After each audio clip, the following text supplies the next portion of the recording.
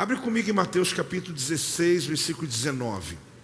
Eu quero compartilhar esse texto com vocês para que a gente possa estar celebrando essas 7 quartas-feiras com o tema Profetize, aonde eu participei de parte delas. Algumas eu estava viajando, mas as que eu estive aqui eu fui muito abençoado. E mesmo sem estar aqui, eu acompanhei essas quartas-feiras online, que é uma bênção. Aliás, eu quero falar para você que está aí online conosco, já desde a hora que abriu o culto, você está celebrando conosco e vai estar até o final em nome de Jesus. Que Deus abençoe a tua casa, a tua vida, que o Senhor possa levar essa palavra até você. Mateus 16, 19 nos fala sobre uma chave. E eu confesso que eu falava com Deus: Senhor, como encerrar um momento tão importante como esse? E aí Deus me fala, sobre essas 7 quartas-feiras, foram como 7 chaves que Deus entregou à tua mão. Cada pessoa que veio aqui ministrar, inclusive alguns que nunca tinham vindo ao Projeto Vida, mas Deus os usou de maneira muito objetiva, muito distinta, porque não existe uma boa palavra, existe corações quebrantados, corações ávidos. É claro que uma pessoa pode pregar algo totalmente estranho, mas acredite, querido, a palavra que entrou no teu coração é essa que importa. Então Mateus 16, 19 diz: dar-te-ei as chaves do reino dos céus. O que ligares na terra terá sido o quê? Ligado nos céus. E o que desligares na terra terá sido desligado nos céus. Olhe bem, eu te darei as chaves do reino dos céus, e tudo que ligares na terra será ligado nos céus, e tudo que desligares na terra será desligado nos céus.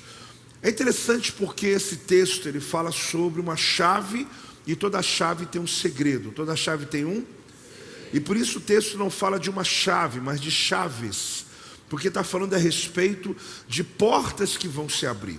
Essa linguagem que a Bíblia usa, ela não é só usada no Novo Testamento, mas você vai vê-la no Antigo Testamento, quando diz que havia aquele que carregava a chave de Davi, e a carregava nos ombros. Eu ainda falo sobre isso hoje.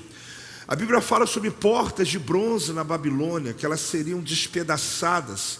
Na verdade, elas seriam quebradas, e as trancas de ferro, elas seriam despedaçadas, como sinal profético de libertação. A palavra de Deus vai falar sobre esses cativeiros, tanto no Antigo Testamento quanto no Novo. Quando Pedro, por exemplo, ele está preso, ele e Silas, diz a palavra de Deus que quando a igreja orava, inclusive Paulo e Silas estava adorando, Paulo e Silas adorando ao Senhor, a prisão começou a balançar, ou seja, houve um terremoto, e eles ali foram libertos daquela prisão. A palavra fala também de Pedro, que o anjo acorda Pedro e automaticamente a prisão foi sendo aberta. Você percebe que porta nenhuma vai ficar fechada quando Deus intervém naquela história. Então essa palavra aqui é a palavra que foi entregue aos discípulos de Jesus, que revelaram quem era Jesus, que tiveram discernimento de quem era Jesus. E a partir daquele discernimento, Jesus diz: tu és Pedro, sobre essa rocha eu vou edificar a minha igreja. E ali ele diz que as portas do inferno não prevaleceriam. Então você descobre que a palavra porta e a palavra chave é uma palavra muito importante na história da igreja, na história do evangelho, como Deus entregando para nós essa chave do reino. A chave, querida, ela significa que você não terá esforço para abrir. Porque quando você não tem a chave, você vai ter que arrombar a porta, você vai ter que empurrar a porta, e muitas vezes você nem vai conseguir ter acesso do outro lado. Então o texto está mostrando para nós que existe um caminho para vencer a crise. Fale comigo: um caminho para vencer a crise. Pessoas religiosas, elas estão sempre à procura de milagres. Apóstolo, então eu sou um religioso. Calma. Quando a crise chega, elas querem que Deus cuide delas, sem que isso lhe custe qualquer sacrifício. O religioso, querido, ele quer muito ter as chaves na mão sem sacrifício. Ele quer ter milagres na sua vida sem nenhum tipo de entrega. Ele quer receber códigos para ele sem que ele pague nenhum preço. As pessoas que têm preguiça, e por isso querem encontrar um suprimento mágico, É como se fosse um alívio imediato. Pessoas religiosas, elas tratam às vezes Deus como se fosse o gênio da lâmpada, né? Que você vai lá, esfrega, né? Faz alguns pedidos ou 3 pedidos e ele vai conceder os desejos. Agora, as pessoas do reino de Deus não são religiosas. Fala comigo, as pessoas do reino de Deus não são religiosas. Por que eu chamo a atenção sobre as pessoas religiosas? Porque elas criam nelas uma mentalidade de favor, de esmola para Deus, ou de que eu preciso de Deus na minha dor, na minha crise, no meu problema. Mas elas não querem de verdade ter uma cultura, uma mente para que elas possam prosperar em tudo aquilo que elas realizam. E aqui falo, né, que pessoas do reino de Deus, elas não são religiosas. Então fique em paz, que quando eu chamo pessoas religiosas, não estou falando sobre você. Mas acredite, talvez você em algum momento da vida, você tratou Deus como se fosse indo ao mercado, com a lista de compras, dizendo: Deus, eu preciso disso, disso, disso, como se Deus fosse o mordomo da gente, né? Que fosse tendo que dar tudo que a gente precisasse, na hora que a gente precisasse. E na verdade Deus não quer que você fique o tempo todo dizendo: Deus, eu preciso disso, disso, daquilo. Ele não quer te dar, querido, o que está dentro da despensa. Ele quer dar a chave da despensa para você entrar dentro dela e você ter tudo o que você necessitar. A gente quer o que está no mercado. Deus quer dar a chave do mercado de uma vez. Ele quer te dar a chave do tesouro. Quem tem que dar um amém em nome de Jesus? Mas isso a gente já prega, eu, Silvio, os pastores, pregadores, há muitas vezes aqui nesse altar. Mas é natural que a gente ainda seja o povo do milagre. Porque Isaías 55:10 ele diz que sempre vai haver aqueles que querem o pão e aqueles que querem a semente. Aqueles que querem o pão e aqueles que querem...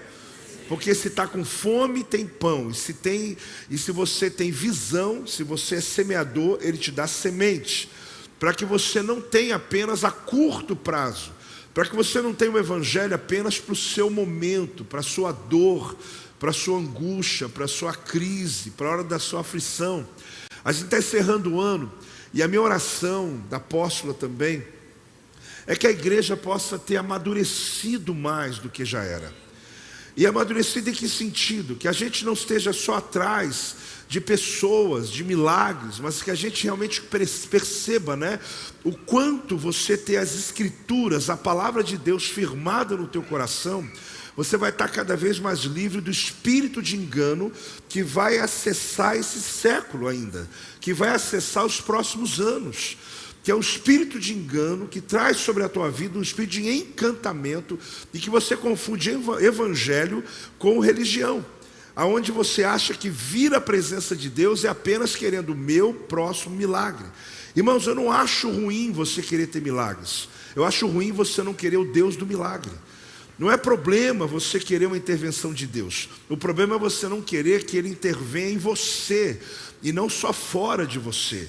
É como se a gente quisesse só o favor de Deus, mas não a face de Deus. É como aquela criança que está esperando o presente do pai, mas o pai mesmo ele não está esperando muito que chegue, porque ele está feliz. Papai chegou em casa, por quê? Papai trouxe presente. Mas vai chegar um tempo, querido, de maturidade, de quê? Que você não vai preocupar mais com o presente do papai, mas com o papai presente. Você vai começar a deliciar-se pela presença dele. Porque você vai perceber que mais do que você ter o presente do papai, é o papai presente na casa. Porque assim, não é só alguma coisa que eu ganho, um lampejo de uma noite. Eu vou ter a presença dele na minha vida, eu vou ter o suprimento de tudo que eu preciso, sem que eu tenha a necessidade de pedir. Por quê? Isso é ter a chave do reino. É interessante porque as pessoas do reino, elas detêm as chaves para superar todo tipo de crise. Eu li esse texto hoje de maneira intencional. Intencional porque já lemos ele outras vezes. Aliás, já tivemos séries aqui, chaves do reino, né? Já entreguei chaves na mão de vocês. Mas eu leio esse texto hoje ao fechamento desse ano, porque você precisa entender que existem portas que você vai fechar, existem outras que você vai abrir. E você tem que ter discernimento para isso na tua vida, quando você estiver escrevendo o seu caderno dos sonhos, quando você estiver pedindo a Deus por algo, e saber que Deus muitas vezes não responde às suas orações, mas Ele vai agir segundo aquilo que Ele tem de plano e propósito na tua vida. Eu creio que toda crise, é uma oportunidade para tornar a sua vida extraordinária em algum aspecto. Toda crise é uma oportunidade. Fala comigo. Você vai perceber que toda crise é um momento, é uma oportunidade. No mundo secular, né, existem pessoas que eles adoram as crises, porque todas as suas boas negociações acontecem no momento que existe uma crise no país, porque o dinheiro muda de mão, né? Não se aumenta a quantidade de moeda, ela só vai mudando de mão. E quando você se refere ao reino de Deus, você descobre, querido, que Deus se manifesta quando o homem não tem mais capacidade. Ou seja, quando termina a tua condição, começa uma oportunidade de Deus agir sobre a tua vida. Na primeira devocional do ano, do meu livro, você vai ver dia 1º de janeiro, tem gente que não sabe esperar, já está lendo, né? Eu sei, eu estou sabendo, né? E não deixa de ler a introdução que eu escrevo não, que vai te edificar bastante o meu testemunho ali. E você vai perceber que a primeira devocional, eu falo aí onde que termina, né, a capacidade do homem, entra a oportunidade de Deus. É onde Deus começa a se mover. Então a gente sempre vai se tocar, né, se mover nessa condição, percebendo de que na nossa fraqueza, Deus aumenta o seu poder. Isso não é uma proposta, querido, para você ser fraco em tudo, mas isso é uma proposta para você descobrir que onde você está perdendo, Deus quer vencer em você. E a gente não entende a luta de Jacó com Deus. A luta de quem? Porque você acha que naquela luta ali, quem que tinha que vencer aquela luta ali? Os dois estão brigando. Só que chega uma hora que você tem que chegar no ouvido de Jacó e falar: Jacó, deixa Deus te vencer. Porque Jacó lutou com o anjo, ok, ele queria a bênção dele. Só que vai chegar uma hora na tua vida, querido, que você tem que parar com essa luta e deixar Deus te vencer. Deixar a vontade dele te vencer. Deixar o plano dele te vencer. Porque senão você vai entrar o próximo ano da identidade, e a sua identidade vai ser só aquele que luta. Não, irmão. Como é que está a vida? Está uma luta, irmão. Como é que está a vida? Estou lutando aí, irmão. Estamos lutando, irmão. Começa a vencer. E começa a deixar Deus te vencer. E você vai perceber que todas as suas vitórias, elas vão começar a aparecer. Dá uma salva de palmas ao Senhor. Dá um glória aí, em nome de Jesus. Na cultura hebraica existe uma questão muito interessante, que toda criança aprende, né? Desde criança já aprende o Shema Israel, que é Deuteronômio 6,4, né? Shema Israel, Adonai Eloheinu, Adonai Errad, que é: ouve Israel, o Eterno é nosso Deus, o Eterno é um.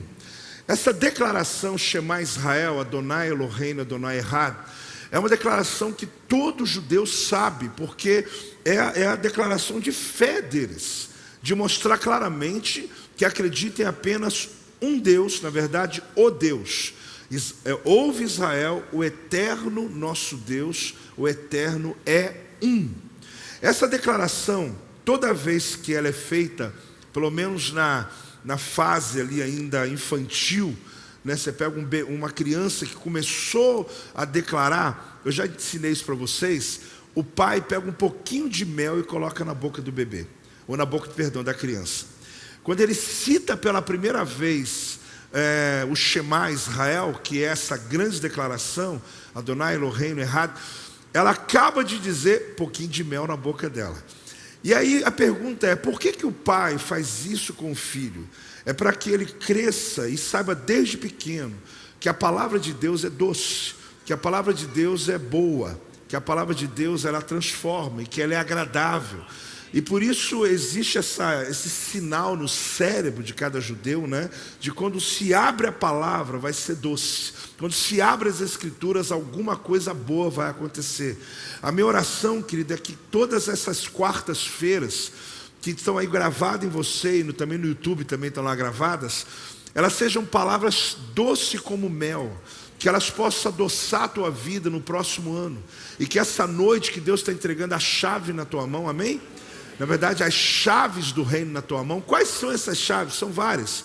Eu vou citar alguns níveis aqui de portas que se abrem, mas entenda isso. O texto diz: eu lhes darei as chaves do reino. Fala comigo. Eu lhes darei as chaves do reino. Ele promete para nós que as chaves, né, que farão que com as coisas sejam possíveis para sobrevivermos e prosperarmos diante dos desafios. Na verdade, as chaves, elas são objetos, obviamente, que permitem acesso. Fala comigo, chave, acesso. E é interessante porque acesso vale mais do que tudo, né? Você poder chegar à presença de Deus, você poder saber que a tua oração ela é respondida. Ele diz que se eu entrego a chave, né, como a casa de alguém, né? Se eu entregar a chave da minha casa, na verdade, juntamente com a chave, eu estou concedendo a você um nível de acesso, de autoridade. E, claro, você pode chegar a qualquer hora do dia. Se eu chego aqui, toma a chave da minha casa e você pode guardá-la com você, porque eu posso precisar um dia.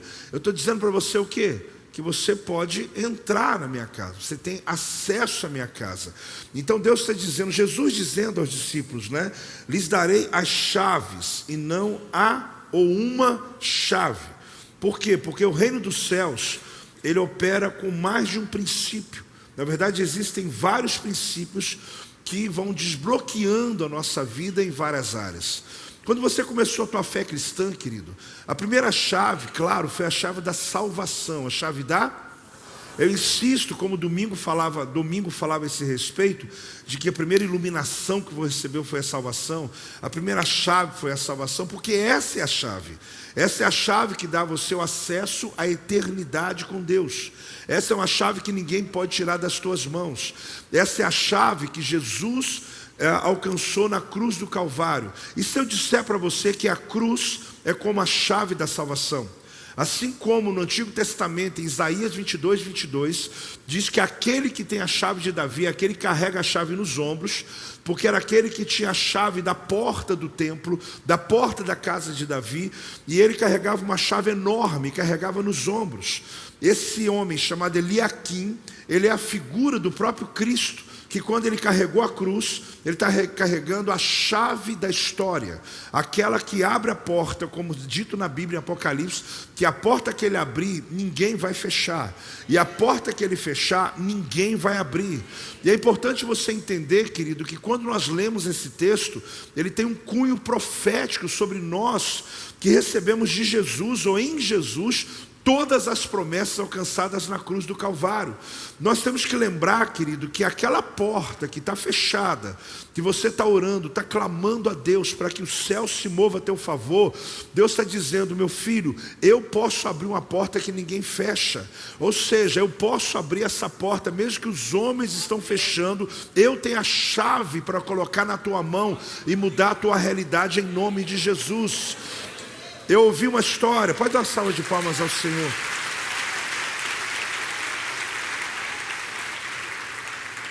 É interessante que a gente às vezes vai ouvindo a palavra e a gente pensa, mas em que nível, apóstolo?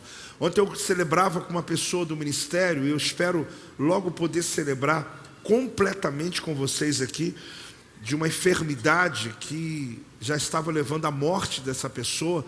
E ela dizia ontem para mim, apóstolo, os médicos estão assustados.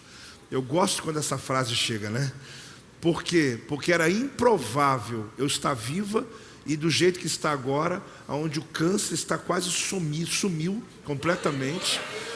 E ela está num processo de cura tão grande que eu vejo só uma coisa, a mão do Senhor sobre a vida dessa pessoa. Então você entende que nós somos provados o tempo inteiro. E às vezes a gente nem entende por que está passando pelo que está passando. Seja em qual área. Uma irmã domingo agora, ela me entregou uma semente e ela dizia, por umas 3 vezes, ela disse, apóstolo, mas é muito pouco. Mas é muito pouco. Ela falou tanto que eu falei, minha irmã, e não tem problema, eu não me movo por isso. Mas é muito pouco. E quando eu abri, ela estava colocando alguma coisa que ela estava fazendo um ato com Deus. Porque era tudo que ela tinha, era uma oferta de R$2. Mas ela dizia que alguma coisa estava acontecendo. Eu disse, o que houve? Eu encontrei com ela ali fora, ela disse, eu estou com minha água cortada já tem 6 dias, eu não consigo pagar já tem um tempo, e ali eu me envolvi naquela causa e disse, vamos orar por isso. À noite ainda, antes de acabar o dia, quer dizer, ela escreve e ela diz, aliás, acho que eu estou meio confuso com os horários, Segunda-feira, eu sei que hoje ela até me confirmou de novo, diz: apóstolo, dá o testemunho que Deus moveu de uma maneira tão tremenda, porque havia uma cobrança errada, havia toda uma questão que ela coloca ali da água. Eu sei que aquela oferta, ela disse: apóstolo, eu obedeci uma voz que me disse: vai lá e entrega a oferta. Agora não era muito, mas era tudo. E ela, ao mesmo tempo, ela mesma dizia: mas é muito pouco. Mas não importa, o reino de Deus não se move dessa maneira. O reino de Deus se move, querido, por decretos. São chaves. Ela usou a chave certa.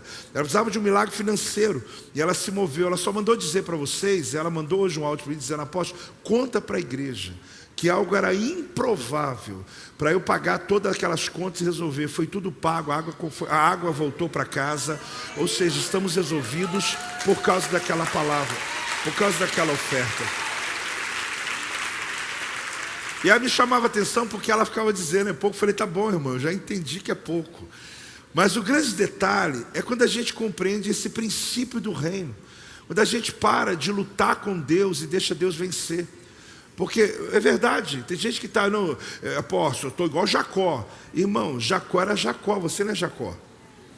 Estou igual Gideão, enxuga lã e molha lã. Irmão, Gideão é Gideão, você não é Gideão. Se você ficar fazendo prova com Deus igual Gideão, você está em pecado. Apóstolo, nunca ouvi ninguém falar isso, então primeira vez você vai ouvir. Gideão, ele fez prova com Deus porque foi a palavra rema que ele tinha com Deus. Agora, para de fazer prova com Deus, porque o povo que fez prova com Deus se deu muito mal. Uma vez Deus levantou um homem que fosse o sacerdote sobre Israel, que seria da família de Arão. O povo duvidou. E Deus falou: então põe 12 varas. E a vara que florescer vai ser a vara que vai ser escolhida. Aí a gente diz assim: mas Deus se alegrou de fazer isso. Não. Ele tanto não se alegrou que ele mandou colocar a vara dentro da Arca da Aliança, mandou colocar uma tampa com 2 querubins em cima e mandou jogar o sangue em cima para ele não lembrar daquilo que aconteceu, porque no dia que ele levantou o homem de Deus, o povo duvidou. E ele teve que provar fazendo uma vara seca florescer. Irmão, não faça Deus te provar nada. Não faça Deus te provar nada. Deus já te provou muito o amor dele na cruz do Calvário. Então para de lutar com Deus, deixa ele logo vencer. Para de molhar a lã, enxugar a lã igual Gideão. Deixa a coisa resolver logo. E por quê? Porque é aqueles que dizem assim: se eu estivesse no barco junto com os discípulos e Pedro, é ruim de Pedro descer sozinho. É ruim não, meu irmão. Se eu não ouvisse a voz de Deus: vem, eu não vou. Porque Pedro não afundou, porque Deus falou para ele ir. Jesus falou: pode vir. Palavra rema. Quando Deus tem uma palavra para você, que não adianta você achar que todo mundo vai fazer o que você fez, que Deus falou com você. Eu estou dizendo por quê? Porque tem muita gente se assemelhando a personagens bíblicos e colocando a vida dele do mesmo jeito. Estou no deserto, irmão. Que deserto você está, irmão? Deserto, o povo de Israel já passou há muito tempo atrás. Deixa eu te dar uma dica. Quando Jesus ele jejuou 40 dias, cada dia representa um ano do deserto que ele estava matando ali, que ele estava terminando ali. Muita gente acha que o sacrifício de Jesus foi só na cruz. Não, irmão. Os 3 anos do ministério de Jesus, ele foi quebrando toda a maldição da terra. Quando ele curou um paralítico, ele está dizendo: paralítico agora não vai mais ficar paralítico. Quando ele cura um cego, ele está estabelecendo o reino, dizendo: todas as áreas que ele realizou, ele está dizendo: agora vai ser desse jeito. Então ele começou a obra da salvação dele no jejum de 40 dias. Em 40 dias ele cancelou o teu deserto e o meu deserto, para você ter uma ideia. Satanás veio 40 dias depois para, sabe, falar com ele?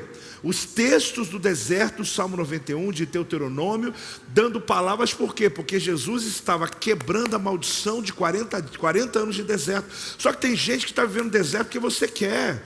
Está molhando a lã, enxugando a lã igual Gideão porque você quer. Você não precisa fazer prova com Deus. Quando Deus fala com você, o Espírito Santo testifica dentro de você. Não havia o Espírito Santo dentro daqueles homens no Antigo Testamento, apenas um carregava o Espírito Santo. Então Deus manda dizer isso para você encerrar o teu ano, pegar a tua chave da vitória e entender que aquilo que Deus te prometeu tem um segredo.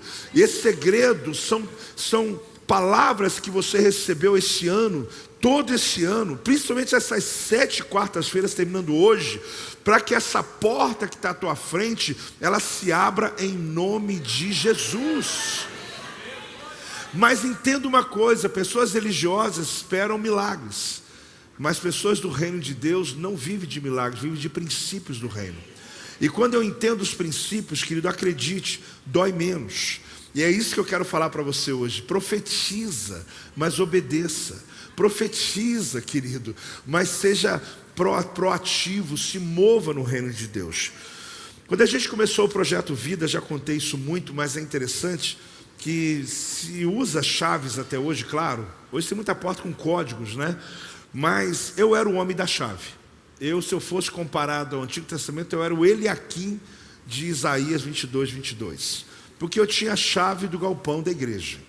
E você não sabe como era o cadeado. O cadeado ficava dentro de uma boca de lobo assim, meu irmão. Você colocava, tinha que enfiar a mão aqui, né, para dificultar para o ladrão, né? Então ficava ali aquele cadeadão. E depois a gente ia abrindo outros e outros e outros e outros. Eu tinha todas as chaves. Eu era o dono da chave. Ou seja, para chegar no culto aqui, entrar na igreja, eu tinha que chegar antes. Então, se alguém já orava por mim, orava mais ainda. O pastor não pode atrasar. Só que eu ia abrindo a chave da mesa de som, eu ia abrindo a chave, não tinha muita coisa para abrir, né? Mas eram coisas que eu estava no domínio delas, porque eu era o homem da chave. E a minha desculpa era, eu não posso entregar essa chave para alguém que não vai ter responsabilidade. Alguém que não vai estar aqui na hora que eu preciso. Ou que talvez não tivesse o tempo que eu tinha para aquela questão. E na verdade era tempo de discipular ainda as pessoas que estavam conosco. Mas com o tempo, uma das coisas que eu compartilho até com pastores hoje nas minhas mentorias, eu fui pegando a chave, tirando e entregando na mão. Sabe aquele negócio que a gente tirava, entregava a chave na mão das pessoas que estavam se tornando responsáveis por áreas da igreja, questões logísticas da igreja. Por mais que não parecia muita coisa, mas tinha já as gavetas, né, os lugares onde se guardavam as coisas. E eu fui entregando aquelas chaves. Quando eu entreguei aquelas chaves, eu estava dando a eles o quê? Responsabilidade e também poder de decisão. Para que eles pudessem o quê? Primeiro, saber que se eles não chegassem, aquele ambiente não funcionaria. E claro que eu entreguei as chaves, as pessoas já foram provadas. E ali eu entendi que elas podiam pegar aquelas chaves. E com os anos, eu fui entregando todas as chaves. Hoje mal eu tenho da minha casa, graças a Deus, aleluia, né? E é porque lá tem um códigozinho, não te conto qual que é, né? Senão você vai querer ir lá tomar café comigo. Mas o que eu quero te dizer é que à medida que eu fui entregando, eu fui me aliviando. Mas eu só entreguei porque eu sabia que as pessoas, elas podiam dar conta daqueles projetos. Eu fico imaginando hoje, se um belo dia o pessoal se reunir aí e fazer as chaves da igreja, né, da rampa, não sei mais da onde, todos os patrimônios, e colocar na minha mão aquele mói de chave. Acho que é isso mesmo, né? Mói de chave, a gente fala mói. Imagina aquele negócio grande, eu andando com as chaves. Teria que ter nome, né? Teria que ter número, teria que ter a porta, teria que saber onde abre, onde fecha, como é. E fora que ia ser um desafio absurdo isso. Por que eu estou dizendo sobre isso? Porque Deus entregou, querido, para nós as chaves. Porque você é uma chave ambulante. Fala comigo, eu sou uma chave ambulante. E por que você é uma chave ambulante? Porque toda chave tem um segredo. E o segredo Deus colocou no dom. Deus colocou no dom. O dom que você tem, querido, é uma porta que vai se abrir. E Deus não entregou dons para todos. Deus entregou de maneira diversa. Sabe para quê? É para que eu dependa de você e você dependa de mim. Para que você compreenda que no meio da igreja, assim como cada criança, diz na cultura judaica, ela nasce com a parte da divindade de Deus na terra. Resposta: de que, apóstolo? Por que os judeus têm muitos filhos e querem continuar tendo muitos filhos? Quem sabe a resposta? Porque eles sabem que cada criança que nasce traz uma parte da revelação da divindade de Deus que nunca entrou na terra. Essa é a visão deles. E por isso tantos filhos. Por que o Projeto Vida quer aumentar de novos filhos que nascem de novo a cada culto, a cada semana? Porque como domingo aqui, cada culto, como hoje também vai acontecer, amém, igreja? Cada pessoa que nasce de novo, Deus colocou uma parte dentro dela de um segredo, de uma porta que vai se abrir no futuro. Aquela pessoa, na verdade, ela pode estar chegando aqui para ser ajudada, mas ela não está entendendo, faz parte de um plano de Deus, onde Deus vai usar aquela pessoa para dar acesso, para dar o quê? Você já parou para pensar o que você acrescenta nessa igreja? O acesso que você nos deu à sua casa, a pessoas do seu emprego, ou até mesmo outros níveis de acesso que você, na sua competência, hoje pode nos dar, é porque Deus escolheu você e colocou dons sobre os homens, sobre a sua vida, para que esse dom, querido, ele fosse utilizado no reino de Deus. Então, quando a gente fala sobre segredo dentro de um ministério, o crescimento de um ministério, ele vem a partir dessas chaves. Por quê? Toda chave tem um segredo diferente. Fala comigo. Então, obviamente, não se abre todas as portas com a mesma chave, pois é preciso um segredo para cada fechadura. Para isso, você e eu temos que entender que Deus entregou, como eu lhe disse, os dons espirituais. O ensino que eu acessei há muitos anos atrás, eu gosto de falar sobre ele quando falo de dons, e é interessante lembrar, né, mesmo sendo repetido, que quando José do Egito, quem mesmo? Que recebeu esse nome, mas ele nunca foi do Egito, morou lá, mas o Egito nunca fez parte dele. Ele, quando ainda preso por 13 anos, porque ele tinha um sonho, ele é levado pelos seus irmãos, enfim, ele é jogado numa cisterna, e ele chega um momento que ele é preso de maneira injusta. No momento que ele estava preso, é comum no Egito, inclusive esse ano nós vamos no Egito, tá, gente? Quem quiser ir comigo, ainda está para ir ainda.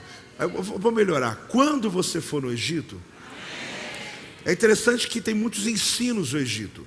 Uma das questões é de que as prisões do faraó, que eram mais importantes, ficavam debaixo do trono dele, exatamente debaixo do trono dele. Como lhe disse, já falei desse ensino, mas ele é pertinente aqui hoje. É interessante porque quando o faraó com o seu cetro batia, ele estava sempre dando decretos novos, e algumas vezes é porque estava determinando a morte de algum preso. Então você imagina a opressão que você ficaria se você está lá no seu quartinho, lá na sua prisão do faraó, na escuridão, e você ouve o cetro dele batendo no teu, ali em cima, no que para ele é o piso, e na verdade para eles é o seu telhado, é a sua laje. Ele imaginava, vou morrer hoje. Só que Deus foi tão generoso com José, que além dele usar o seu dom dentro da prisão, alguém se lembrou dele diante do faraó. E quando essa pessoa se lembrou, foi quando o faraó teve um sonho que nenhum feiticeiro conseguiu interpretar. E ali alguém disse, lá na tua prisão, embaixo dos seus pés, tem um homem que ele tem um dom, e o dom dele é de interpretações. Para o judeu, querido, sonhos é uma linguagem muito importante. Não só para os judeus, mas para o mundo antigo. Era muito comum na Grécia, quando se decidia algo muito importante, os homens importantes, guerreiros, eles dormirem dentro do templo, porque eles dormiam ali como se estimulando terem sonhos que seriam como se fosse uma revelação sobre o futuro. E para o mundo de Israel também. Então, quando José chega até o faraó, o sonho que ele conta para José foi o sonho das vacas magras, das vacas gordas, que deu a José uma posição. Deu a José uma...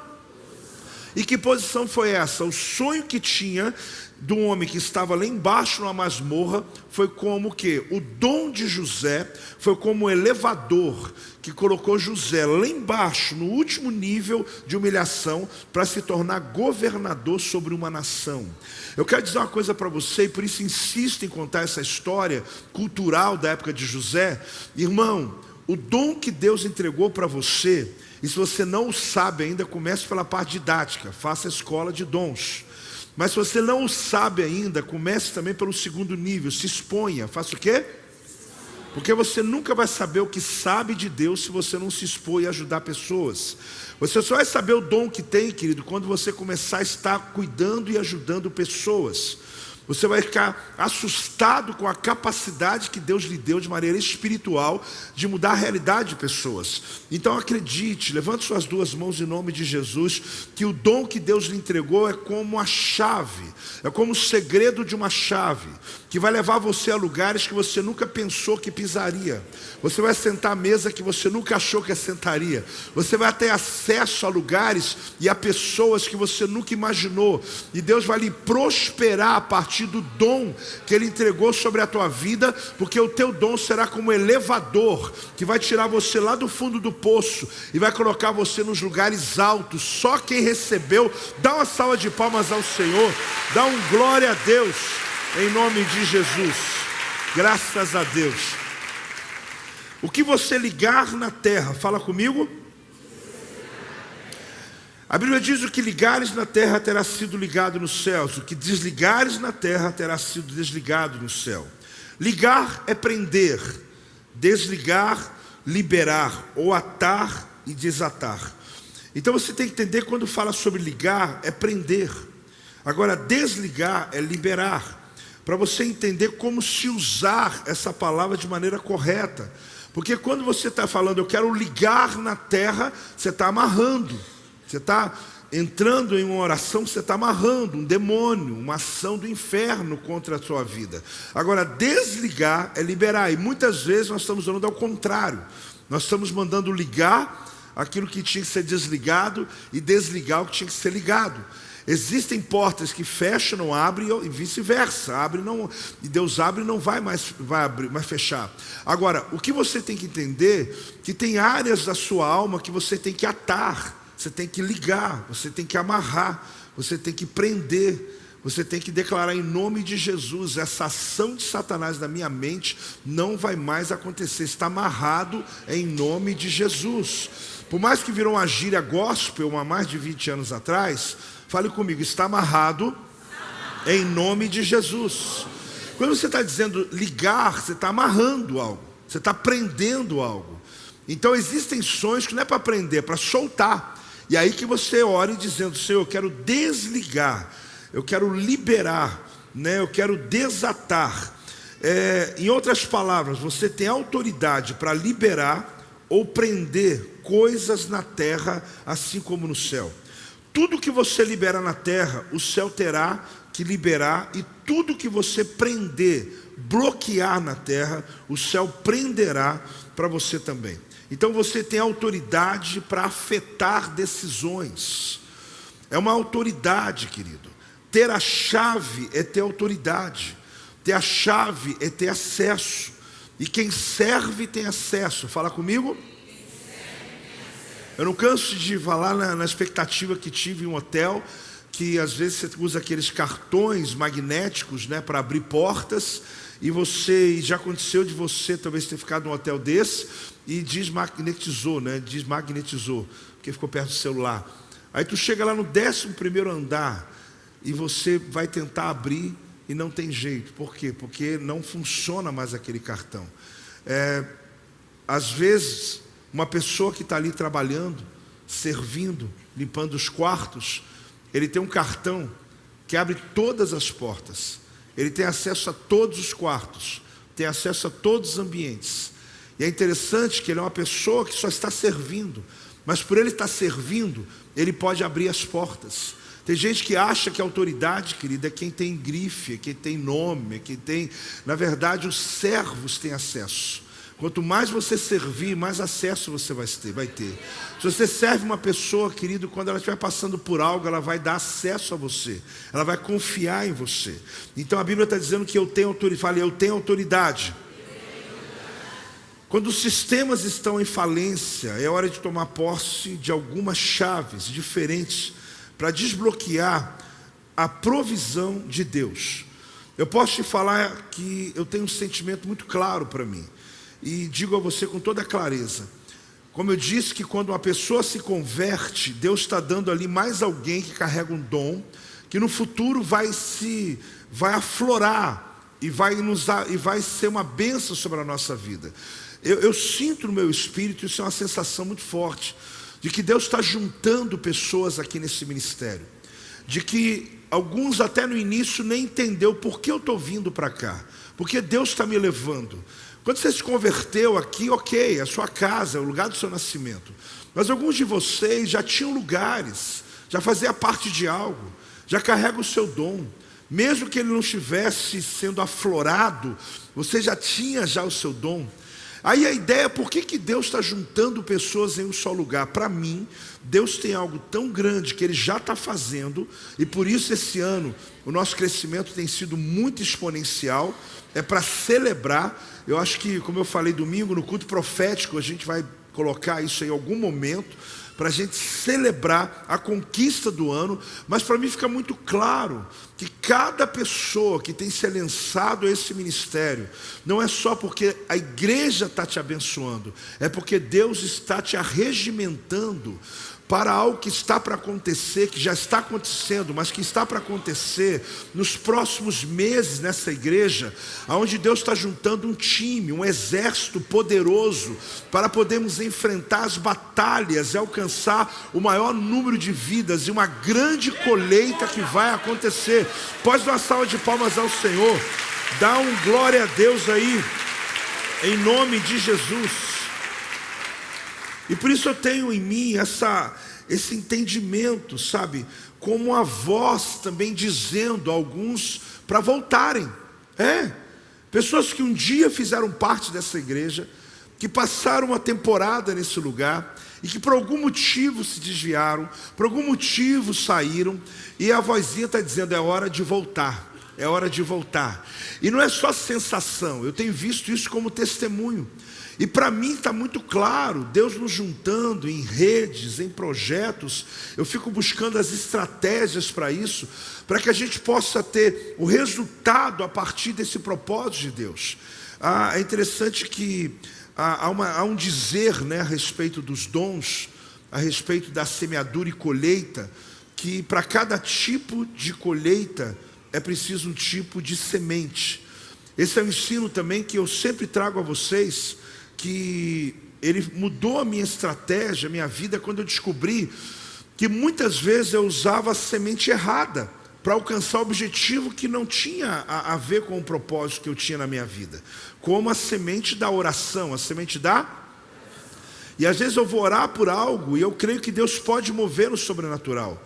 Se eu vou orar no monte, se eu vou orar dentro de um quarto, se eu paro para jejuar, Deus está me dando um nível de poder que aquela semente que eu estou plantando vai dar a mim. Ou seja, aquele segredo da chave, da oração, do jejum, da busca incessante, me dará um nível de poder para expulsar demônios, me dá um nível de poder para ter discernimento sobre as coisas que estão à minha volta. E tem uma coisa que eu oro no final do ano, é por discernimento, para que eu não tome decisões erradas, para que eu não me empolgue com luzes, né? Porque é um tempo de muita luz brilhando, né? E você não se ofusque com tantas luzes e perca o propósito real da cruz de Cristo. Então, o jejum e oração, por exemplo, ele não me dá condições de vencer o poder da dívida, por exemplo. Pode me dar paz, pode me dar um nível de fé, mas não vai. Por quê? Porque a semente é para o poder. É como a autoridade é alcançada a partir da submissão. E como quando eu entrego uma semente de oferta, eu estou usando o segredo para que a prosperidade de Deus venha sobre a minha vida. Então, para cada tipo de colheita existe uma semente. E é exatamente o que nós entendemos quando o Senhor diz que daria as chaves. Por quê? Porque se eu não consigo entender que para cada nível de desafio, Deus me dá um nível de conhecimento avançado para aquele propósito. Então nunca pare de buscar o Senhor, porque o dia que você parou de se interessar pelo conhecimento, foi o dia que você parou de crescer em Cristo. O dia que você parou de interessar-se pela leitura da Bíblia, por buscar a Deus, foi o dia que a tua vida cristã paralisou imediatamente. Então é interessante você entender que as chaves, ela vem pelo conhecimento. O conhecimento pode vir pelo Logos. O Logos é o conhecimento geral de Deus. Mas Deus pode também falar pelo Rema, que é uma palavra específica para a pessoa específica, em ocasião específica. Tem hora que eu acho que eu estou repetindo coisas que eu já falei, mas quando você não caminha comigo, eu penso, eu tenho que repetir mesmo, porque o Rema é uma palavra específica para uma pessoa, em uma ocasião. Por quê? Porque eu tenho uma palavra que é geral sobre Deus. Deus é bom, Deus está no controle, Deus é Senhor sobre todas as coisas, Deus é soberano. Só que eu posso ter uma palavra clara de Deus sobre a minha vida, sobre algo, sobre um projeto que eu estou começando, sobre uma empresa que você está abrindo, e ali Deus está falando de maneira objetiva com você. Por isso não dá para terceirizar a palavra rema. A palavra rema, querido, é a pessoa específica. Fala eu. Aí pense, qual ocasião específica, né? Nós estamos exatamente vivendo numa ocasião específica, um final de ano. Que palavra que eu tenho para esse momento da minha vida? E a palavra lá também é uma palavra direcionada. Nós temos que usar, querido, dessa autoridade, que são os dons que o Senhor nos entregou para libertar todo aquele que está cativo. Agora entenda uma coisa: a vocês foi dado o mistério do reino de Deus. Fala comigo. A vocês foi dado o mistério do reino de Deus. Quando termina uma profecia, diz isso é mistério. Aí você pensa, o que é isso, né? Em Marcos 4,11 diz assim: ele lhes respondeu: a vós outros vos é dado conhecer o mistério do reino de Deus, mas aos de fora tudo se ensina por meio de parábolas.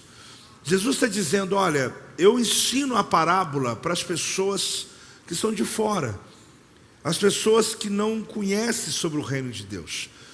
Eu preciso dar a eles um ensino natural, usando coisas da natureza, da agricultura, obviamente, do dia a dia, da agenda de uma casa. Só que Jesus falou, mas para vocês eu entrego mistérios. Agora, que mistérios são esses? Por quê? Ele está falando sobre chaves do reino, que são mistérios para aqueles que creem. Agora, Deus, para aqueles que não creem, Ele entregou o quê? Ele entregou apenas parábolas, que alguns apenas sabem que aquele ensino, ele serviu para aquele momento, mas não para mudar a mentalidade dele completamente. Ele lhes contou segredos, que para outras pessoas não passarão de parábolas e às vezes sem sentido algum. O que significa? Que você possui informações que o teu vizinho não tem, que você possui informações que uma pessoa que se formou na mesma faculdade que você, ele não tem. Então Deus te coloca numa posição de cabeça, quando Ele entrega a você mistérios. Entrega o que, igreja? É o termo que Ele está usando. Mistérios, que não são revelados por uma razão, mas são revelações que Deus lhe dá, à medida que você se aproxima dEle, se você caminha com Ele. Então quando uma tempestade chega, as pessoas estão morrendo de medo, enquanto você mantém erguido, caminhando, a sua cabeça erguida e caminhando. Por quê? Porque você tem os mistérios de Deus. Você tem algo dentro de você que traz certeza que alguma pessoa está no desespero no final de ano. Você vai falar, apóstolo, então eu sou essa alguma pessoa, desesperado pelo que está para acontecer. E Deus está dizendo para você, eu lhe dou uma revelação que excede a razão, que excede o entendimento e que dá raízes profundas sobre a tua vida, querido. Que a palavra de Deus é como a semente que primeiro cria raízes. Ninguém está vendo o que está crescendo debaixo da terra, mas quando aparece a primeira folhinha, alguém pensa que você começou a crescer naquela hora. Não, Deus já está te dando mistérios, crescimento, firmeza, já há muitos anos da sua vida que Deus está colocando no seu interior. Tem gente caindo em depressão enquanto você celebra, querem tirar a vida enquanto você celebra a vida. Eu estou declarando, você pode dizer amém. Apóstolo, mas eu já vivi momentos de depressão. Sim, mas quando Deus se revela ao teu coração, quando Deus se revela a você, Ele tira você dessa condição. Porque a gente pode ter perdido, aliás, a gente pode ter perdido mesmo que as pessoas perderam. E quando eles dizem que nunca vão se recuperar, você diz, eu sei que tudo vai dar certo. Mas não é apenas um encorajamento, um livro de autoajuda. Você está falando porque você tem algo dentro de você dizendo, pode esperar, que eu vou lhe restituir, que no lugar da tua vergonha, eu colocarei você diante da dupla honra.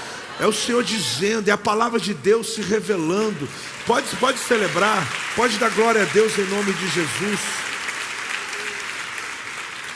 Tem gente que está enfurecida enquanto você está dizendo, Deus está no controle. Então isso é mistério. Agora, qual a diferença? A diferença é uma medida de informação básica que você possui. Você possui as chaves, você tem meios de abrir as portas que outros só conseguem esmurrando a porta. Por quê? Porque não conseguem enxergar.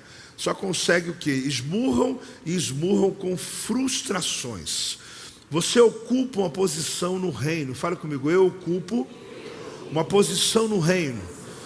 O Salmo 91, versículo 7 diz, caiam 1000 ao teu lado, 10.000 à tua direita, tu não serás atingido. Levanta as duas mãos aí. Caiam 1000 ao teu lado, 10.000 à tua direita, tu não serás atingido. Pode celebrar por isso em nome de Jesus. Pode dar glória a Deus em nome de Jesus. Por isso, quando a gente entra no nível de crise, querido, qual é o mistério do reino? A palavra. O mistério do reino é a palavra. E que eu preciso não apenas decorar, ficar lendo o texto ali, consecutivamente decorando.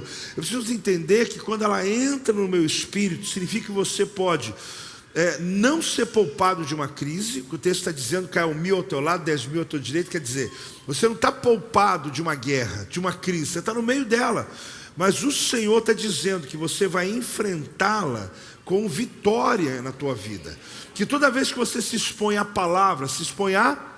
Você percebe quando cada domingo, cada semana, ou um culto especial, ou quando a sua rede fez lá uma célula, um evento de colheita, a palavra de Deus, eu disse agora no início, ela tem um poder tão tremendo de se renovar dentro de nós, que a gente lê o mesmo texto e fica pensando, como pode eu não ter visto isso antes? É porque ela se revela segundo a sua dor, ela se revela segundo a tua necessidade. Você não estava sofrendo o suficiente para entender aquele texto. Você não estava feliz o suficiente para entender aquele texto. Então toda vez que você lê a palavra, leia, mesmo que seja, após já ler a Bíblia toda, 2, 3, 4, 5 vezes, já li o livro de Salmo 10 vezes, você vai se assustar. Todas as vezes que você acessar um texto, você vai ver que ela é como uma fonte inesgotável sobre a tua vida. Abrir o Salmo 91 e colocar na porta da tua loja, querido, não resolve nada, tá, irmão? Agora, se você abrir o Salmo 91 e ler ele, e declarar em nome de Jesus, caiam 1000 ao meu lado, 10.000 à minha direita, ele começa a ter poder. Se você abre a palavra e deixa a palavra abrir você, aí você vai ver que sucesso que vai ser a sua vida. A questão é que quando pessoas, como disse, entram em depressão, ficam desesperadas, você vai olhar à sua volta e vai perceber que ainda está de pé, mesmo que muitos ao seu lado caiam.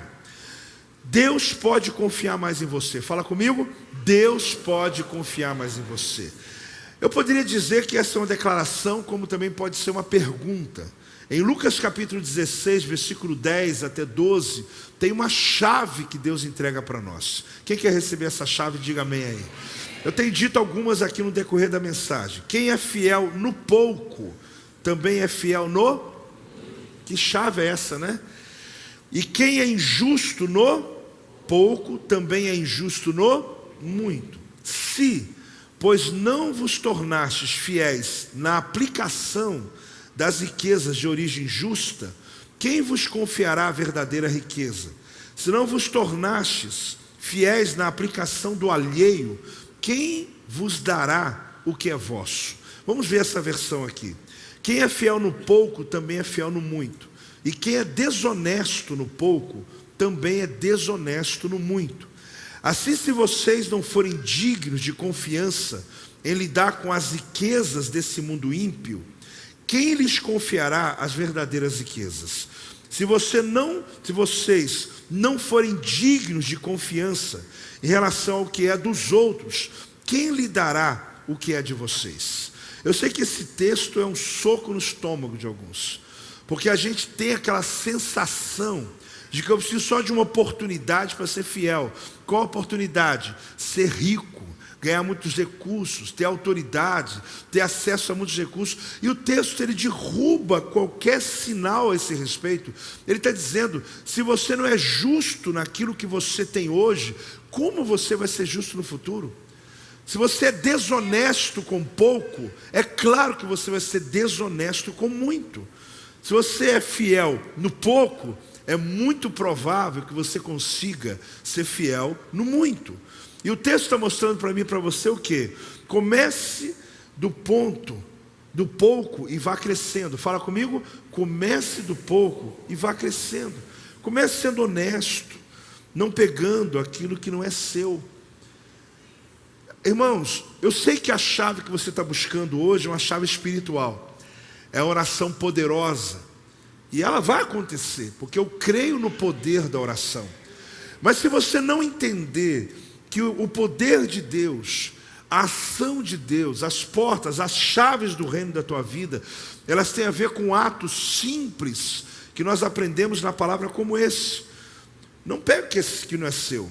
Conserve as coisas. Não jogue fora aquele papel que talvez você pode escrever ainda no verso dele. Desliga as luzes quando você sair de um ambiente. Dê o dízimo de seus ganhos. Recolha seus impostos. Não viva um padrão de vida que vá além dos seus recursos. É o que aquele texto está dizendo.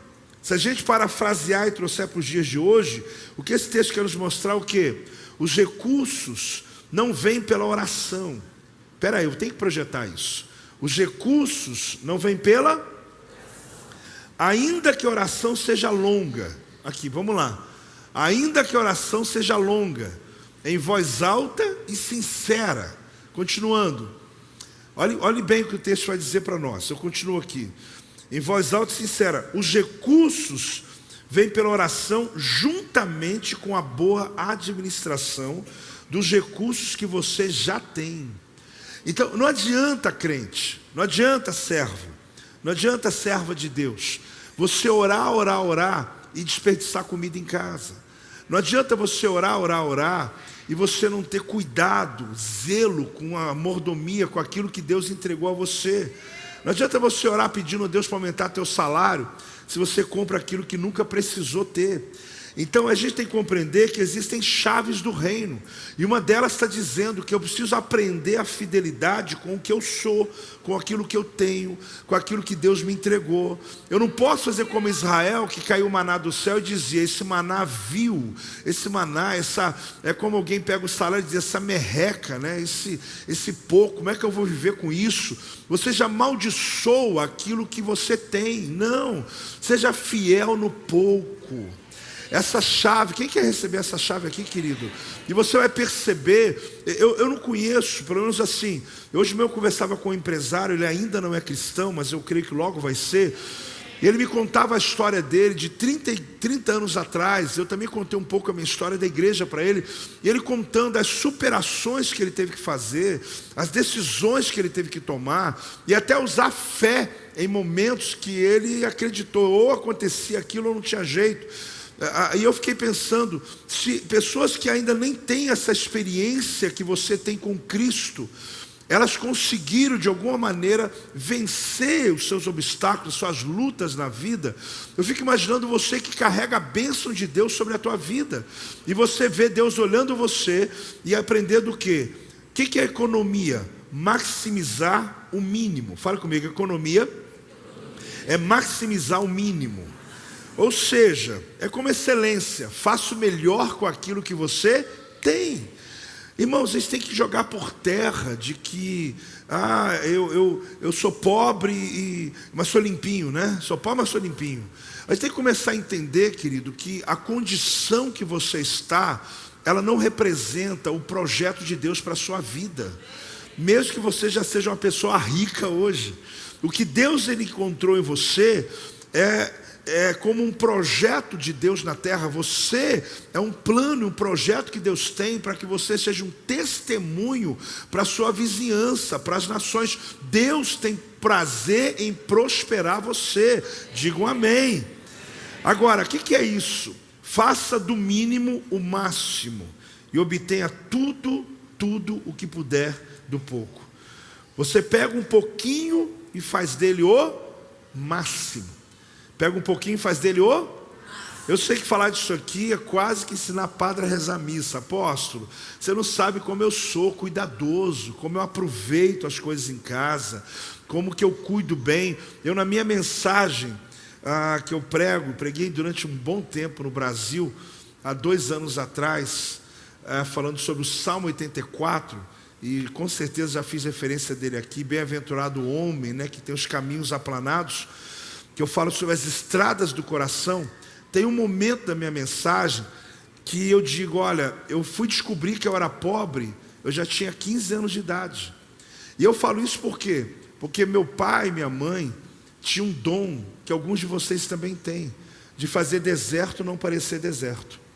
É uma coisa linda, que são pessoas que eles não transferem para os seus filhos as suas dores, e eles conseguem transformar a casa em um pedacinho do céu. Pode falar amém, irmão, eu posso. Eu não conheço ninguém assim, não. Quem conhece alguém assim? Eu conheço, meu pai e minha mãe. E conheci várias outras pessoas. Então eu me lembro que tinha tudo em casa. Apesar deles trabalhar no caminhão do lixo, minha mãe ser costureira, costurava para fora e lavava roupa para fora. Lavava muito. Era tanta roupa que chegava lá, eu lembro minha mãe lavando. E eu, na minha infância, na minha adolescência, eu só fui descobrir que eu era pobre o dia que eu conheci um rico. Me deu, no princípio foi uma angústia, porque eu cheguei na casa dele, eu tinha uns 15 anos de idade, até então estava tudo bem, porque meus amigos eram a mesma coisa que eu acho que eu me sentia até mais rico que eles, né? Eu tinha comida boa em casa, minha mãe, só que eu nunca soube até então que a minha mãe improvisava muita coisa, que ela fazia aquele angu com café à tarde, aquele pão dormido de um jeito, era tão gostoso, que para mim era opção e não falta de opção. Só que depois na minha vida adulta, olhando para trás, eu fui descobrir que aquela minha camisa azul clarinha, e que depois ficava verde clarinha, era a mesma. Aí você está rindo? Eu demorei para descobrir isso, era a mesma, só que tingida, né, naquele panelão. Um dia eu vi ela fazer, o que está fazendo, hein, mãe? Jogou minha camisa dentro do negócio, ela falou, é para o culto de domingo, né? Não repetia não, repetia a camisa, mas a cor era outra. Então eu fui descobrir, pastor Fábio, já eu tinha uns 15 anos, porque eu chego na casa de uma pessoa que tinha banheiro no quarto. Que isso? Minha casa tinha só um banheiro para todo mundo, né? Quando acabava o papel higiênico, nem vou entrar em detalhe. Então, eu falei, essa casa tem um banheiro? Não, essa casa tem 7 banheiros, tem cada quarto tem um banheiro e tem um banheiro principal, ainda tem um lavabo. Eu falei, o que é isso, lavabo? Né? E eu não estou exagerando não, eu não conhecia o outro lado. E às vezes a ignorância é uma bênção. Não estou falando sério. Às vezes ué. Vou te explicar, eu vou abrir um parênteses, depois eu volto. Estou na casa de um amigo meu, fui pregar, e eu fui para o quarto, aí já foi no futuro, tá? Agora vai para o futuro comigo. Futuro, aí já é quarto com banheiro e tal. Aí quando eu chego, coloco minha mala lá, volto para tomar café com esse amigo meu. Aí o filhinho dele, que hoje já é um menino já grandão, já um homem já, mas era pequenininho, falou, pai, a gente conta ou não conta para ele? Aí eu falei, o que, meu irmão? Não conta não, conta pro tio não. Eu falei, conta ou não conta? Eu falei, rapaz, agora tem que contar, eu não sou mulher não, mas estou doido aqui, desesperado. Aí ele veio, correu lá, pegou um vidrinho. Aí tinha um filhote de escorpião assim dentro no álcool. Eu falei, o que tem a ver? Então, tio, a gente encontrou os filhotes no teu quarto, né? Aí como é que dorme? Filhotinho tem mãe, tem pai, né? Então agora eu vou te explicar por que a ignorância tem hora que é uma bênção. Porque se eu não tivesse visto aquele vidrinho, eu teria dormido melhor aquela noite, né? Então eu descobri que o Arapau já tinha uns 15 anos. Só que esses dias aconteceu um fator. Eu fui pregar em outro país, estou lá, eu fiz de costume quando eu não, né? Se você está num lugar que você não está acostumado, mas você finge que é acostumado, né? Aí um amigo meu, ele me levou para almoçar num ambiente onde diz, olha, aqui só vem uns caras, só vem não sei o quê. Eu falei, tá bom, já viajei em 30 e poucos países, dentro de mim, né? Já conheço um monte de coisa, já comi comidas em tantos lugares. Aí ele fez um pedido lá para o chefe, né? Eu nem filmei, nem mandei no meu Instagram, porque você ia ficar escandalizado e ia ficar me criticando. Então eu não mandei nada. Na hora que eu coloquei, a Silva não estava comigo, não, eu coloquei aquela comida na boca. Eu falei, sou pobre de novo. Fiquei pobre de novo. Porque eu cheguei até um nível, mas aquele ali, irmão, nunca. E eu não estou exagerando. Aí foi trazendo. Cada vez que eu trazendo, nada se repete. Tudo é criativo. E o chefe vinha e contava uma história. Eu botava na boca, estou pobre mesmo. Sabe por quê, irmão? Às vezes você chegou até um nível, e eu não estou aqui estimulando pobreza e riqueza. Eu estou dizendo sobre aguçar os seus sentidos. Você já parou para pensar, comer maná 40 anos, quanto tempo? Aí um belo dia, tu pisou na terra prometida, tu abriu uma romã e pau. Tu pegou aquela tâmara, o mel, e colocou na boca. Irmão, mexeu ou não mexeu com os sentidos? Imediato. Você está com a tua boca acostumada a comer a mesma coisa. Todo dia, posso? É arroz e feijão, batata frita e bife lá em casa, né? Estou exagerando não, tinha um homem que comia só isso, foi para Israel com a gente. Irmão, mas sofreu, porque ele queria arroz, feijão, bife, batata frita lá em Jerusalém, né? Então, irmão, se você quer viajar, começa a mudar teu paladar. Eu estou profetizando aí, irmão. Você que começar só maná, sem feijão eu não vivo. Então, irmão, tu não vai viajar para lugar, não. Feijão é só o Brasil que come, entendeu? Então, você tá estimulando a possibilidade das bênçãos não chegarem. Por que eu entrei nesse assunto? Porque você vai perceber, querido, que existem pessoas que elas têm uma capacidade de fazer deserto não parecer deserto. Porque elas têm dentro delas essa condição, sabe, de não desperdiçar. Então, quando Jesus disse, olha, aquele que é fiel no pouco, ele vai ser sobre o muito, é isso. O que eu tenho hoje, eu faço com excelência. Eu vou arrumar a melhor mesa, hein? Amém, gente? Vai chegar agora nas festas de Natal, não sei o quê. Lá em casa é tudo assim mesmo, a gente come no fogão, pega lá. Irmão, faz algo diferente, profetiza o teu futuro. Profetiza o futuro dos teus filhos, ensina para eles conceitos que você não teve. Mas eu não tive essa oportunidade, você não, mas eles têm.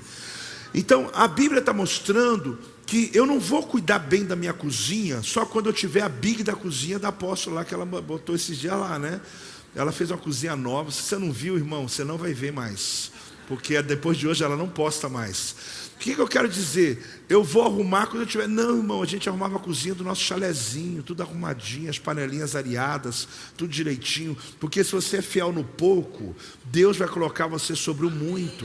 A chave é essa. No reino, se você quer entrar o próximo ano, aprenda uma coisa. Eu não sou um consumidor, eu sou um administrador. Fala comigo. Eu não sou consumidor, fala. Eu sou administrador. Então, você não está consumindo tudo que você tem. Você está administrando o que Deus está lhe dando. Você tem que entender, não importa se é pouco ou se é muito. Não importa se você tem a casa dos teus sonhos ou se é a casa que ainda está no processo, né? Ainda não aconteceu o que você esperava. Muitos, a maior parte do seu pagamento foi gasta antes de pisar dentro de casa. Muitas pessoas. Porque elas não conseguem, elas são consumidores e não administradores. Eu não quero dar aula aqui de finanças, tá, gente? Eu já estou caminhando ao final, mas eu quero te entregar uma chave aqui hoje, quando Cristo disse, olha, se você quer conhecer uma pessoa, é só colocá-la no muito, porque no pouco ela já sabe se ela vai chegar. E muitos já sabem disso. E tem uma leve lampejo na mente de que no futuro eu melhoro. No futuro eu vou ser dizimista, porque aí vai sobrar. Não, irmão, você vai ter pena. Sabe por quê? Se você ganhar muito, você vai ter pena de entregar dízimo. Que tem de empresário com pena de entregar dízimo, que é uma vergonha. É uma vergonha. Porque se você tem um dízimo alto, você tinha que estar dando glória a Deus por isso. Porque, irmão, dá um glória a Deus aí. Sabe por quê? Não entende o princípio do reino. Que ali Deus está testando você. Deus vai optar, preste atenção nisso, hein? Ele dá aquilo que você consegue administrar, mais do que aquilo pelo que você ora. Não esquece essa frase não. Deus vai optar, Ele dá aquilo que você consegue o quê? Mais do que aquilo pelo que você ora. Ele quer te dar o que você administra, porque Deus odeia desperdício. Se você não consegue, não adianta você ficar orando a Deus, por quê? É a administração da oração. Você ora pedindo a Deus que conceda um emprego. Deus me dá um emprego melhor. Aí Deus fala assim, muito bem. Só que seu último emprego, você chegava atrasado todos os dias. Você tirava 2 horas de almoço. Você ia embora meia hora antes de acabar o seu compromisso. e você ainda mentia que estava doente, matou tua tia, matou teu pai, matou teu avô, você matou todo mundo. Aí você pode mesmo administrar o emprego? Não, você não pode, porque o que você tinha, você fez tudo errado. Aí você fala, mas ninguém viu. O Deus que você está pedindo viu, querido. E isso é tão claro isso para mim, porque se você tem motivação apenas em levar vantagem, você não tem como ficar pedindo a Deus que lhe dê um novo emprego. Então Deus vai te dar o que você pode administrar, não o que você está orando. Você está orando por algo, mas a pergunta dele é, e aí? Você está orando por uma casa nova, e Deus diz, e a casa que você já tem? Você mantém em dia? Ah, mas eu sei que você... eu sei, apóstolo, mas minha casa é alugada, ela não é minha propriedade. Ok, mas você nem a mantém limpa. Você ora por uma casa que você às vezes está pedindo a Deus a sua própria casa, mas a casa alugada você está tudo quebrado dentro. Ah, mas não é minha. Se você não consegue ser fiel ao alheio, como diz a Bíblia, aquilo que é injusto, que é o que você está ali pagando aluguel, como você acha que você vai ser fiel com a sua própria casa? Ah, eu quero um novo carro. Aí Deus pergunta, espera um minutinho, eu percebi que você não consegue nem manter em ordem o seu carro velho que você tem, e você então está querendo um carro novo. Essa lista aqui vai embora, gente. Por quê? Porque se você olhar a sua realidade, se eu olhar a minha realidade, Deus vai sempre me dar aquilo que eu posso administrar e não aquilo que eu posso orar. Você pode fazer pedidos a Deus, fazer um grande caderno dos sonhos para terminar o ano, mas antes disso, veja, dá uma olhada para si, se você está sendo fiel àquilo que você tem, às roupas que você tem, ao dinheiro que Deus lhe deu, porque você não tem que comprar aquilo que você deseja, mas aquilo que você precisa, e depois vai brigar com Deus que o cartão de crédito está estourado. Deus me ajuda aqui, fazer uma campanha, um jejum e oração aqui, irmão, comece a administrar e não a consumir. Fala, eu não sou consumidor, eu sou administrador. Deus colocou para ser esse mordomo, querido, do reino, a cuidar do seu dinheiro como se fosse dele, a cuidar das suas coisas sendo fiel a ele. Deus hoje entrega as chaves do reino. Se põe de pé nesse momento. Deus entrega as chaves do reino, onde ele diz, olha, aquilo que é ligado na terra terá sido ligado nos céus, aquilo que desligares na terra terá sido desligado nos céus. Então Deus está nos mostrando aqui com muita clareza de que se eu consigo entender que mesmo no deserto eu vou entregar o meu melhor para Deus, mesmo no tempo que eu estou desempregado, estou passando as lutas da minha vida, eu vou poder ser fiel ao Senhor. Ele está encontrando o quê? Pessoas prontas, vasos, ou seja, pessoas estão prontas para ele poder derramar. Eu disse no início aqui, logo no início da minha palavra, que num culto profético, o que Deus precisa são pessoas ávidas para receber, sabe, receber a tua palavra, receber a tua profecia, pessoas ávidas para poder realizar a vontade dele. Mas antes disso, examine a si mesmo. Quando pregava dias atrás, olhe se você está sendo honesto com você mesmo, com o seu tempo, com a sua saúde, com a sua vida financeira. A gente quer tanta coisa nova, né? Mas sem cuidar daquilo que Deus entregou para nós. Mas é tão simples isso? Sim, é simples. Isaías 22, 22, ele diz lá, olha, porei sobre o seu ombro a chave da casa de Davi. Ele abrirá e ninguém fechará, fechará e ninguém abrirá. Essa chave, querido, foi carregada por Jesus. Na cruz do Calvário, ele não só alcançou a nossa salvação, mas na cruz do Calvário ele alcançou a vida com abundância, que nós hoje podemos viver na presença dele. Das coisas mais lindas da vida de uma pessoa salva, que já é a salvação, é a libertação que essa pessoa tem, seja do vício, seja do pecado, seja alguma coisa que está consumindo a vida dela. Você se torna uma nova criatura. A prosperidade, querida, ela não vem só porque eu sou fiel, mas ela começa no momento que eu paro de ser um escravo do diabo, que carregava algumas atitudes, alguns hábitos, alguns vícios, que roubava da sua própria casa o recurso financeiro que você ganhava. Ali já começa a estancar a hemorragia financeira.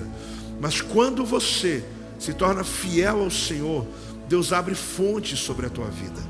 As chaves é para ser usada, elas são para ser usadas. Deus coloca na tua mão para você não sair arrombando portas, para você descobrir que para cada propósito que você tem na tua vida, Deus deu um segredo para você.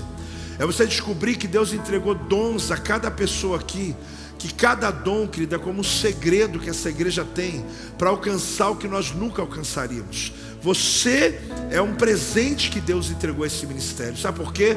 Porque você tem acesso a lugares que eu não teria, eu disse a você. Mas também você vive num ambiente onde a cada palavra que a Bíblia chama de mistério, chama de quê? Chama de mistério do reino, que você recebe no teu espírito, você está se fortalecendo para os próximos dias. A gente não sabe o amanhã, mas a gente sabe de uma coisa: o Senhor está comigo. A gente não sabe o próximo ano, 2025, após do jeito que o mundo está indo, do jeito que a economia do Brasil está, do jeito que o dólar chegou, eu nem imagino. Irmãos, mas já te disseram que no céu não tem crise, né? E você é cidadão do reino, querido. Você é cidadão do reino. O céu está mandando avisar para você que lá a economia está toda organizada, que lá o dono do ouro e da prata está presente, que lá aquele que detém autoridade sobre todas as coisas está lá. Ele é o nosso patrão, Ele é o nosso rei. E você não lembra que você, tirado do império das trevas, você é filho de Deus. Então, por mais que essa terra está aqui, esse corpo está aqui, amado, as leis do reino de Deus é que regem a tua vida. E o reino de Deus tem chaves. Se você quer tomar posse dessas chaves, levante suas mãos. Pai, em nome de Jesus, que essa palavra possa fazer diferença em nossa vida. Meu Deus, que essa palavra possa mudar a nossa história, possa mudar realidades aqui, meu Pai. Que o Senhor possa entregar chaves na mão dos teus filhos, meu Deus. Que esses dias proféticos, ó Deus, possam ser importantes para nos tirar da ignorância, Senhor, sobre algo e nos dar autoridade para orar com firmeza, meu Pai. Aqueles que estão sendo abalados, meu Deus, aqueles que estão sendo movidos pelos ventos, pelas tempestades, firma essas raízes profundas, meu Pai. Abençoa os teus filhos para prosperarem e romperem, meu Deus, em nome de Jesus, em nome de Jesus. Eu quero também orar por aqueles que querem hoje entregar sua vida para Jesus. Você que veio a essa reunião, que pode para nós ser a última quarta do ano, mas ser a primeira que vai dar a você a oportunidade de viver o melhor momento da tua história. Eu quero convidar você que quer entregar sua vida a Jesus, sai do teu lugar e vem aqui na frente. Você que ouviu essa palavra, que Jesus Cristo carregou a chave, que a cruz que Ele carregou é a chave que abre todas as portas, principalmente a porta da salvação. Quem é o primeiro que hoje quer entregar sua vida para Jesus? Sai do teu lugar, vem aqui no altar que eu quero orar por você. Em nome de Jesus, vem cá.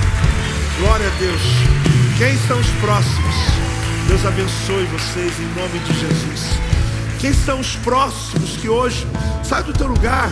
Glória a Deus por essas vidas, que hoje você está tomando a decisão mais importante da tua vida. Pode vir, fica aqui, olha. Graças a Deus, graças a Deus, graças a Deus. Por que eu chamo você aqui na frente? Porque você está recebendo a chave principal. A gente chama de chave mestra. É a chave da salvação, é a chave do reino. É aquela que a porta, uma vez aberta, nunca ninguém vai mais fechar. É onde Deus está dizendo a você: tem mais alguém? Mais alto, igreja do avivamento. Mais alto. Glória a Deus. É a chave que quando o inferno vem contra você, diz a palavra, as portas do inferno não prevalecem contra a igreja. Quando a igreja ora, querido, o inferno treme. Quando a igreja ora, os demônios fogem. E pode acreditar, quando um pecador se arrepende, tem festa no céu e tem bagunça no inferno, porque nós estamos esvaziando o inferno em nome de Jesus. Quem mais hoje está dizendo a Jesus sim? Não se trata de religião, se trata de Jesus o Senhor. Ah, meu Deus, já tem festa no céu. Mas eu sei que quando quando alguém sai, decide a tua vida. Quando você voltar para esse lugar aí, você não vai se encontrar mais, sabe por quê? Porque a Bíblia diz que as coisas antigas, elas já passaram no instante, no momento que você entrega a sua vida a Jesus. Quem recebeu essa palavra hoje? Aleluia, aleluia. Quem está aqui na frente, olhe para mim nesse momento. Daqui a pouco, irmãos, eu vou orar por você, por essa palavra que eu disse: aquele que é fiel no pouco. Você lembrar disso, que há uma bênção de prosperidade sobre você. Mas antes disso, eu quero celebrar a coisa mais tremenda, que é a obra da salvação. Vocês estão aqui na frente. Primeiro, eu celebro pela vida de vocês, porque está terminando um ano no calendário, mas no calendário de vocês está começando hoje a vida de vocês. Hoje a Bíblia diz que hoje é dia 1º para vocês, é dia 1. Não importa, assim como tem um menino aqui, não importa quem vem. O momento que você diz: Jesus, entra na minha vida, essa é a hora que a revolução começa. Essa é a hora que a bênção começa. Essa é a hora que você dá lugar para Jesus entrar e cear com você. Se tem alguém ainda, venha. Nós vamos fazer essa oração agora juntos, dizendo, todo mundo aqui, toda a igreja: Senhor Jesus, eu reconheço que Tu és o meu Senhor, Tu és o meu Salvador. Entrego a minha vida completamente a Ti, em nome de Jesus. Amém. Olha para trás e veja a sua família.